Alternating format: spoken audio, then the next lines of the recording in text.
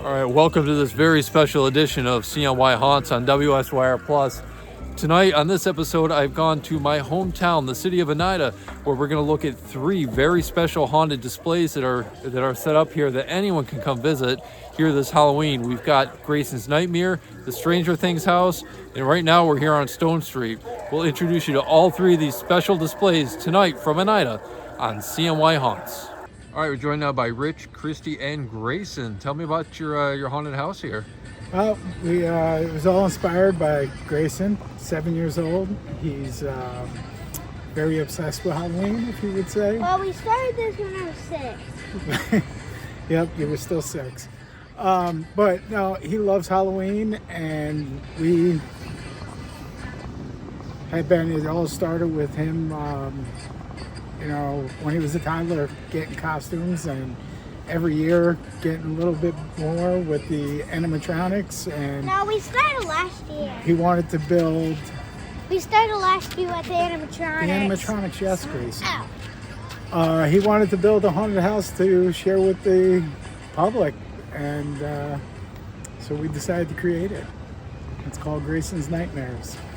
So Grayson, what Listen. Grayson, what inspired you to do this? I just love Halloween. What's your favorite part of Halloween? Is it the costumes? Is it the No. trick-or-treating? Animatronics. Animatronics. Setting up the animatronics. And how many animatronics have you got going here? About like 26. 26? And you built some of those yourself or designed them, right? Yeah. Tell me about that. What was that like? Fun. Is it fun? Yeah. Do you have any favorite ones that you've built? Bobby Strings and him and Ringmaster. And the DJ's over there. Tell me what some of the other neighborhood kids think of your haunted house here. It's really cool. Do they come through and go through it? Sometimes. Do you have any plans to add on to this in the future years? It's in the talks. We're in the adding, talks. we're gonna add more animatronics. Christy and Rich, how long did it take you to start or to build this from start to finish? We started buying the animatronics back in Since last year. Well, we got a couple last year, but back in mainly August. I think Christy came home from work like August what? 23rd. Well, 23rd, and we had the we whole. surprised you with Grayson, this. you have to stop. August 23rd, me and Grayson had the porch full of animatronics already. So we started building the animatronics in August.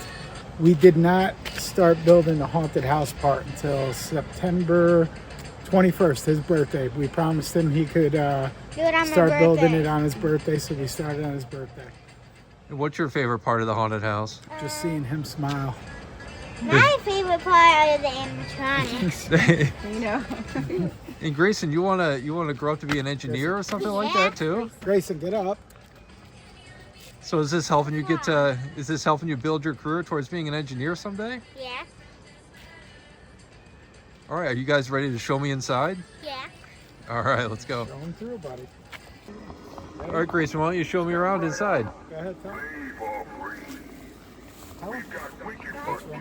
That's Ringmaster. Ringmaster? All right. Oh, we're going inside now. Chest lights up.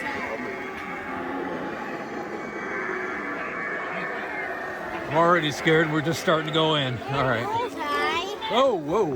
If you don't like clowns, be wary. This is the first thing that greets you when you walk inside Grayson's Nightmare. Oh. Now here's Bobby Strings. What do we have over here? Bobby Strings and Two-Face Teddy and Bobby Strings. Bobby Strings. Let that be the lesson, kids. Now you built these, right, Grayson? Yeah. How long did it take you to build Bobby Strings? About like 10 minutes. Yeah. 5 or 10 minutes. Yeah. 5 or 10 minutes? He does it pretty quick. Really? Did he design them too, or are these coming from something that he's seen somewhere? This comes from Spirit Halloween. Oh, okay, I gotcha. And, this is called Two-Face Teddy. Dude, You'll yeah. see why here in a second. Oh, whoa, I wasn't expecting that one. See, when I was a kid, the movie It always scared me. Right now, clowns don't bother me, but... Oh, and down here, what do we got? Yeah, what's that? The pumpkin with the scarecrow and the skull. And then, The hay adds like a nice little scary effect here, too. yeah, get peekaboo clown going. All right, we're walking through Grayson's Nightmare here in Oneida. There's a reason to cry. There are plenty of scares that are going to get you on this trip.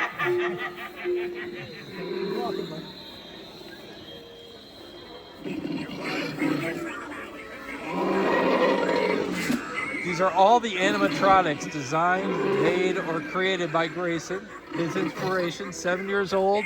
This is his passion. When we say design, we mean like, you know, he told us what he wanted. Come on. Ray, how do you get this one going? Where's his thing?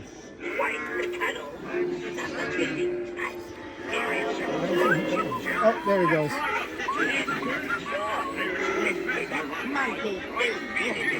This is from Spirit Halloween as well.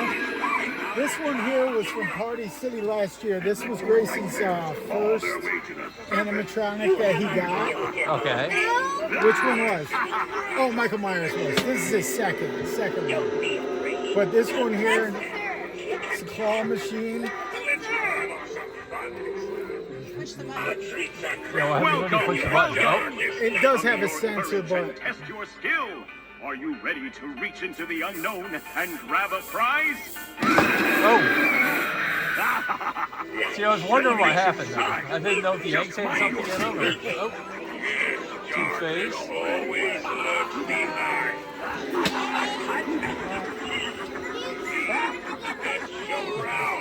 Here for a front row oh, seat. it is. Savor the sweet life while it lasts.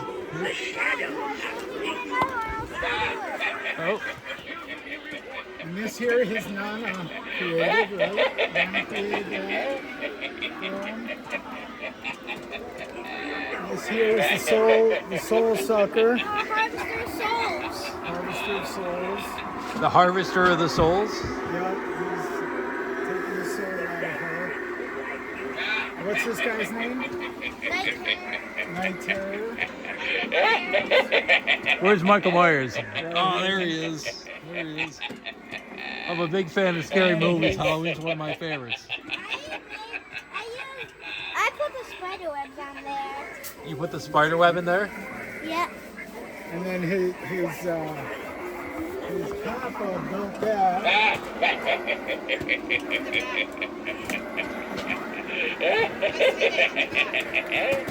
It's not coming on. So his papa built him the coffin. Papa built the coffin. Yeah. Nice. And then I was gonna say I might have forgot to turn that one on. Which one? There it is. Oh, what's happening down here now? It's like Pennywise. Oh, it? It's Pennywise. Oh, is he gonna tell me we all float down there? Yeah, he should, right? That's all he does. Pennywise. Yeah. That's the clown that scared me as a kid. What we call it the witch's room. The witch's room we're in now. Wow. That is creative. Oh, it's coming right onto the TV. Yeah, Trick or Treat Pete's not plugged in because he's in the driveway usually. There are so many displays in here, stuff I've never seen. Like I've never seen something come out of a TV like that before in a haunted house. We got that at Marshall's. You got that at Marshall's? That is an awesome display there. The witch's room, huh? We got this is your pick your poison station, you know, with the witch behind there. No, pick your poison. And then out here we just have, he spits candy out his mouth when he's plugged in, but we're not gonna have him go into Halloween because he You don't want to spit out candy all Yeah, day? he spits out candy right out of his mouth. Can we please just give out Butterfingers? All right, this is Grayson's Nightmare, Oxford Street in Oneida. Stop by anytime before 8:30 at night. You can explore Grayson's haunted house. It's based on Grayson's nightmares. This is Oxford Street in Oneida. Enter if you dare. All right, I'm now on Cleveland Ave in Oneida. We're at the Stranger Things house. We're going to talk with Jason. He's going to tell us all about this spooky display. All right, I'm here now with Jason. We're at the Stranger Things house on Cleveland Ave in Oneida. Jason, what inspired all this? I mean, besides the obvious, you're a Stranger Things fan, I'm thinking. Yeah, we like Stranger Things. We kind of just were very into Halloween in general, and we thought we were majorly into Halloween, but when Stranger Things, once we finished Stranger Things, we kind of wanted to do something that was unique. I've never done anything quite like this before. I'm not really an artist. I just I just jumped into this and never really had any experience in any kind of situation like this before. Now, how much did you design these things? Did you build these? Yeah, everything is handmade. Well, like mostly handmade. Like this 12-foot Demogorgon, that was actually a 12-foot Inferno pumpkin skeleton as the frame, and I just bulked it up and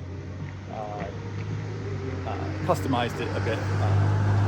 So I just pretty much like a paper mache, all of that, and yeah, just kind of pull things around. She's made out of pool noodles. Max, she's made out of pool noodles. We had a fan drop shoes off for her, and we just bought a costume on Amazon. Made her. So how many years have you been doing this? This isn't your first year, right? I believe this is our third year. This is our third year. And have you been adding on as the years go by to different parts of the exhibit? Yeah, every year we keep on getting bigger and bigger. We just add more as I feel like, oh, we should do this, and I just kind of procrastinate, and then it all just kind of just adds up over the years. But yeah, we've probably put at least 200 hours of just building, but that's not including upkeep and maintenance. It's like probably 2 hours a day, if not more than that. What do the neighbors think? Do you get a lot of visitors over here? Oh yeah, the first year we had it, we didn't have much out, but we had, the whole street was lined with cars. The new season just came out then, so people were really hyped about it. With the new season coming out, people are kind of getting excited about it again. So we are seeing a bit more people, quite a few more people. And then with our newest edition, Vecna, people have been going crazy on that. It's been getting quite a bit of traction on TikTok. And That's new this year? yes, yeah, I made him out of a skeleton, 7-foot skeleton I bought at home. And I just spray foamed his body up to bulk him up, and I angle ground his body down to shape him. And that's all pool noodles wrapped in like a paper mache to give it like a tendrily look.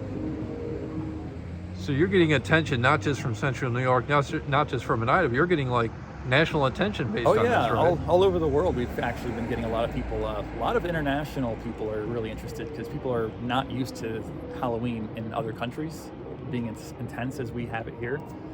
So yeah, we've been getting a lot of people from Central America and Germany for some reason. Germany? Yeah. Is Stranger Things most big over in Germany? Yeah, it is actually. But I think it's the uniqueness of it too. You know, it's not the traditional things you see for Halloween. It's just such a unique display that, you know, looking around the displays in Central New York, I haven't seen anything like this around here, which makes it extra special. Yeah. We take pride in the fact that pretty much everything is handmade.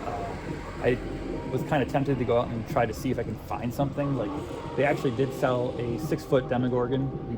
We just made the 12 instead because it was more, makes you feel like you're more like a kid, and makes you feel like that's what it would look like if you were a kid.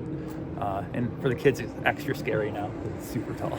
No, I noticed as we're talking, there's a lot of cars slowing down and looking. Oh yeah. I'm assuming you're getting used to that by now, right? Oh yeah. Our dogs are not getting used to it. They just bark all day at them. But yeah, we hear people walking around out here all the time. We don't mind people we don't mind people coming out and looking at it, taking pictures.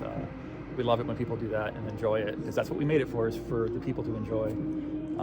And so, yeah, we just don't like people touching it, and that's all. But everything's pretty fragile because it's handmade. What hours do you want allow people to stop by and take pictures of? What hours do you keep the lights on for? So every night we turn on the audio at sunset, and the lights all turn on at sunset. So everything turns off at midnight for lights. Audio we turn off at 11. Awesome. Well, you gotta give me a closer look at some of these exhibits now. Oh yeah, sure. Yeah, so this is our letterboard, is what I call it. I'm not sure if there's really a name for it, but we tried to kind of make it feel like you're part of the set. Like, just the only thing we're missing is the couch. I know people are upset there's no couch, but it gets a little wet out here, so it's no fun sitting on a wet couch. But the rest of the experience is pretty much here. What is the letterboard for those aren't familiar with Stranger Things? So the letterboard in Stranger Things, there's a thing called the Upside Down, and this kid gets trapped in the Upside Down. There's not really a spoiler, so don't worry. That's the first episode, you'll find that out. But the kid is able to communicate from the Upside Down by using the lights as a way to talk. So he'll spell out what he's trying to say. So we'll work our way down here. What else do we have? So over here we have this is Billy's grave, or William Hargrove. This is her Max's brother, and then we had to carve all these letters out by hand, so they're all recessed, just like you'd see in a real grave. Everything's chipped out, so it looks like it's been chipped away, like a gravestone really does. And this is pretty much an exact replica of what's on the actual TV show. And then Max here, she is suspended by a high-strength fishing line. I think it's a 120-pound test line. So you can see it in the right light sometimes, but most nights you can't see it. And then she's just made out of pool noodles, so it's just, I made her super lightweight so she's not dragging down on that line. And then up there is Eddie with his Demobats that are attacking him, but they never get him. Last year they got his hair, ripped his hair off, but that's all they did. We had a fan drop off a actual, I honestly can't remember the name of the guitar, but the guitar that is actually used in the show is up there. But we actually, on weekends, we will have music with him, so we'll play with like Metallica super loud.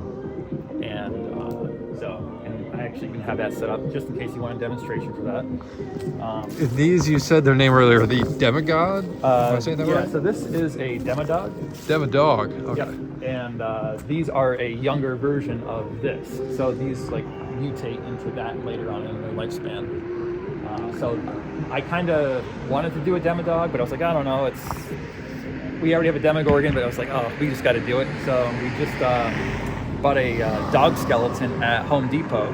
You'll see those in a lot of people's yards. And I just chopped his head off, put a bucket, like a metal bucket on his head, and I fanned him out, and a lot of complicated stuff. But if you look at our TikTok page, you'll see a lot of this stuff being made, and how we've just hand done everything. And then same for this guy. I kind of explained that earlier, but he's just a 12-foot skeleton. It's something very unique, and I don't know if that's what catches people's eyes when they come through here first, or what. Yeah, I mean, it's pretty intimidating. It looks like people call it the flower monster. I've heard a lot of different names for it. This is Vecna. He's the bad guy. Spoiler alerts, don't go any further. Close your ears for a second if you don't want to hear about it. But yeah, he's the one actually in control of whatever is going on, or supposedly in control. So this is him in the scene set up in the attic of a house, and so I kind of tried to replicate the truss system and everything like that. And then I actually took an image and replicated all of the tendrils pretty much right on exactly where they were in the show. He's made out of spray foam. If you look up closer, you can see his veins, and there's even a couple little Easter eggs on him. He's got the tattoo. He's got all of his facial marks on there are pretty close to what's in the show. Yeah, so that was all hand carved from spray foam in a 12-foot or a 7-foot skeleton. If we keep going here, what's the clock? The clock. So the clock is what Max hears when Vecna is trying to control her.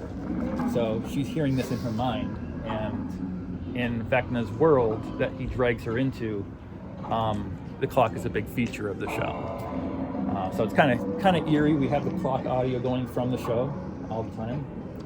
And that dong is very eerie, I can tell you. Yeah. And so the audio for the clock is only out with the clock when the clock is out. Clock's out during pretty much when it's good weather. Most stuff I've made waterproof, but the clock is definitely not waterproof. It's a real working clock that I had to buy for this. That's not handmade, of course. And here's 11. She is so actually I 3D printed her face. This is the antagonist or protagonist of the show. I'm sorry. So she's got the bloody nose like she has in the show when she's using her powers. I actually printed the actress's head, Millie Bobby Brown's head, and attached it to the mannequin that we have. Used the same clothes that she has for the show. Wig, same thing. And then Egos, that's her favorite thing. This Ego has been here I think for 2 or 3, I think it's 2 years now, 2 full years it's been out, and the weather hasn't touched it much, and it stays out in the rain. Are the waffles still in there? No, Ah. they were too good. I couldn't let the squirrels get them. And then this was actually my first thing that I built. This was the Mind Flayer. So he's made out of chicken wire and cast iron pipe. And so the cast iron pipe is his frame, and then I wrapped chicken wire around and wrapped it all with solar shading. And he has audio as well. And then we have a couple little Easter eggs. So like Bush Reagan 84, it was a little feature they had. The show was taking place in 1984, and you'd see that in a few yards. No, the news nerd in me has to ask, where did you find that, or did you make that? We made that. You made that? Yeah. So my wife has a cricket cutter, and we got a yard sign and made it. She did it probably a good hour, I'd say. It was pretty fast for her to do. She's really great at that. That's awesome. And then around the corner here, actually, we had to expand. We ran out of space.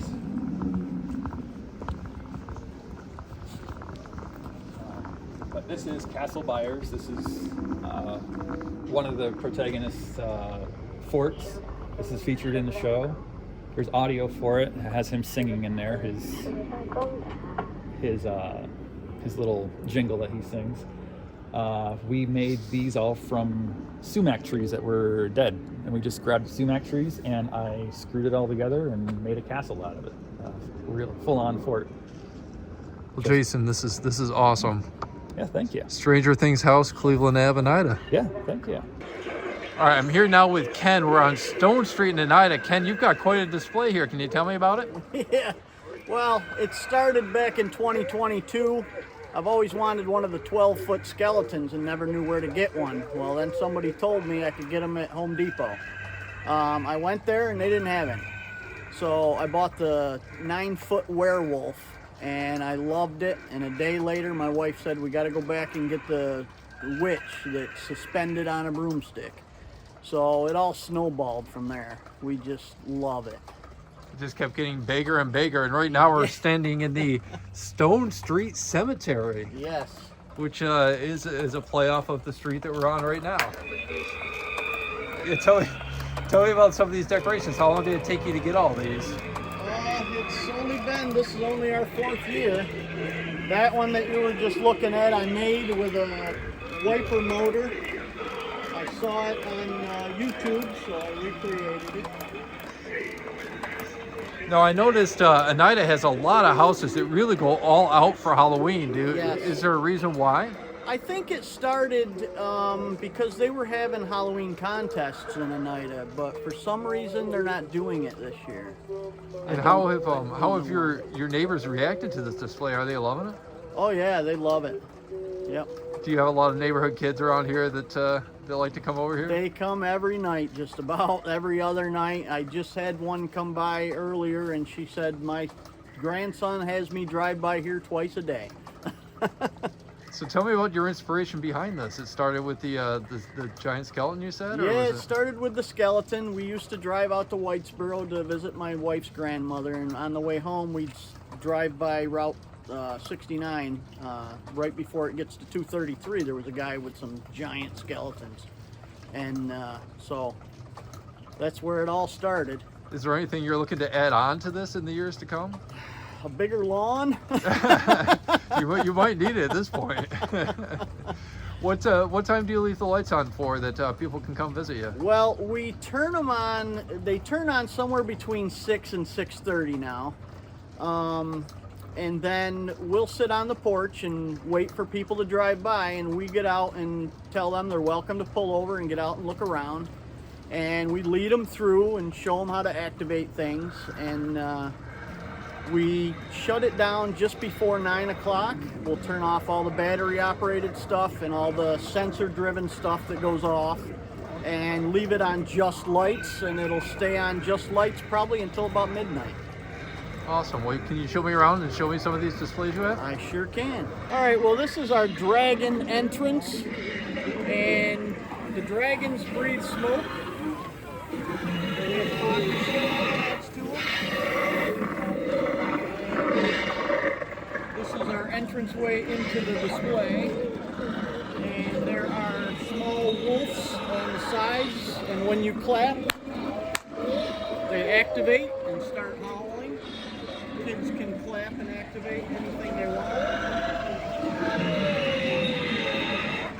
So you've got a mix of things from like movies here, and like it looks like some like traditional Halloween things like skeletons, things like that. What were some of your first ones? What are some of your newer ones? Well, one of our first ones was the werewolf over there back in the corner. And he's going after Little Red Riding Hood and the 3 little pigs right now. And then we got the witch next, which is down here on the end.